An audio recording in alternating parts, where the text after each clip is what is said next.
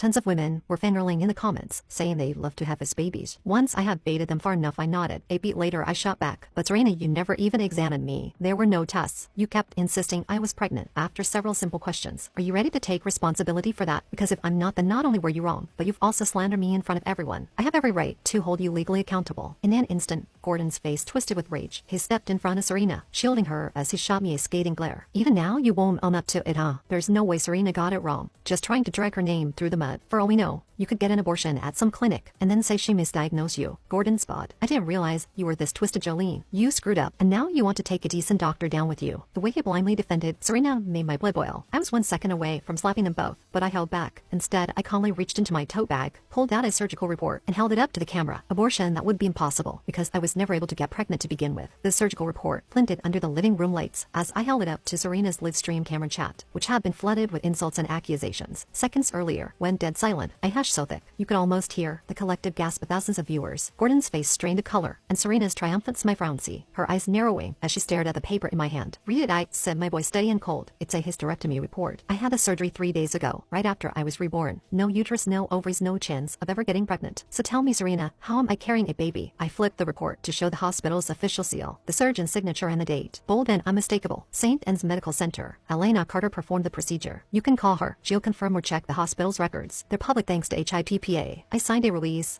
so everyone can see the truth. The chat exploded this time. It wasn't with insults. It was with shock, outrage, and demands for answers. Wait, she had a hysterectomy. That means she can't get pregnant. Serena lied. She diagnosed her without even examining her. Gordon called her a genius. OBGYN, what a joke. This is malpractice. She should lose her license. Celine was telling the truth. She's a virgin and can't get pregnant. Gordon and Serena set her up. Serena's hands trembled as she reached for her phone. Her live stream still rolling. That's a fake. You forged it. She spluttered, her confident demeanor crumbly. No one gets a hysterectomy at your age unless it's life-threatening. You're lying to save face, I laughed. A sharp, bitter sound. Life-threatening. My uterus was healthy, but I had it removed because I knew you'd try this. I knew you'd lie about me being pregnant to boost your live stream, to make yourself look like a brilliant doctor while destroying my life. I turned to Gordon, my gaze cutting, and you went along with it. You called me a cheater, threw me under the bus, all to impress your senior, the woman you've been pining for since college. You didn't even care if it ruined me. You didn't even ask if it was true. Gordon stepped back, his mouth opening and closing like a fish out of water. I didn't know Serena said you were pregnant. I trusted her. She's a doctor, I said, raising an eyebrow. Let's talk about your genius OBGYN. Serena lost a master's in PhD in gynecology, right? Let's check her credentials. I pulled out my laptop, which I left open on the coffee table, and typed her name into a medical licensing database. The screen projected onto the wall, thanks to the HDMI cable I'd hidden earlier, knowing this moment would come. Look, I said, no record of a Serena Lawson being licensed to practice medicine in this state, or any state or so-called master's and PhD. The university she claims to have attended has no record of her enrollment. She's not a doctor. She's a fraud. The room erupted. Yes, I called them earlier, tipping them off about a medical scandal. Burst through the door, cameras flashing. Serena screamed, covering her face, but it was too late. The live stream was still rolling, and millions of people were watching as her lies unraveled. Fallout, scandal, and ruin. Serena's live stream crashed within minutes, overwhelmed by the flood of viewers and the platform's decision to pull it for violating community guidelines. But the damage was done. Clips of her false diagnosis, my surgical report, and the expose of her fake credentials went viral across social media. Serena the fraud, and Jolene deserves justice, trending worldwide within hours. Gordon tried to distance himself, posting a video apologizing for trusting the wrong person and claiming he'd been duped by Serena, but no one bought it. Fans dug up old photos of him and Serena counting up at college parties, flirty texts leaked by an anonymous source. Okay, that was me, and a video of him bragging to friends about using Jolene to make Serena famous. She was branded a coward, a liar, and a willing accomplice to Serena's fraud. Serena went into hiding, but the reporters tracked her down to a motel on the outskirts of town. When they confronted her, she broke down, admitting everything. She never studied medicine. She bought a fake diploma online, and she planned the pregnancy, live with Gordon, to jumpstart her live stream career. He said it would make me famous. He sobbed. He said Jolene was easy to push around, that no one would believe her over a doctor. The story made national news. St. Anne's Medical Center released a statement